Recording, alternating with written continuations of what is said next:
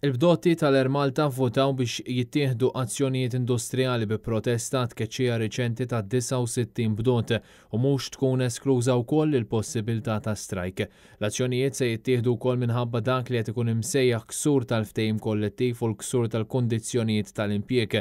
Il-bdoti ivvotaw f'elezzjoni msejħa mill-Union tal-Piloti l-Alpa dan wara li fix-xahar li għadda numru kbir ta' piloti tkeċċew li ma aċċettawx tnaqqis fil-pagi tagħhom kif propost mill-Linja Nazzjonali tal-Ajru ftit wara li bdiet il-pandemija tal-COVID-19 f'pajjiżna.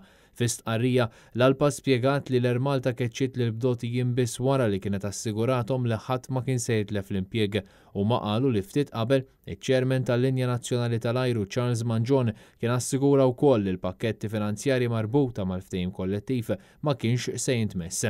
L-Alpa spjegat li wara li l-proposti meqjusa bħala finali tneħħew sigħat qabel vot li kienet se tagħmel il-Union, l-Ermalta talbithom jagħtu il-proposti. Għall-Union din it-talba kienet meqjusa bħala mod kif iddewwem aktar in-negozjati. L-Alpa ppreżentat dawn il-proposti fil-11 ta' Lulju mingħajr l-ebda reazzjoni mill-Ermalta. Għaldaqstant il-Union qalet li dan id-dewmien mhux aċċettabbli filwaqt li kritikat in-nuqqas ta' direzzjoni mit-tmexxija tal-kumpanija. Anke l-Gvern baqa' totalment siket dwar is-sitwazzjoni diffiċli li qed taffaċċja l-Ermalta.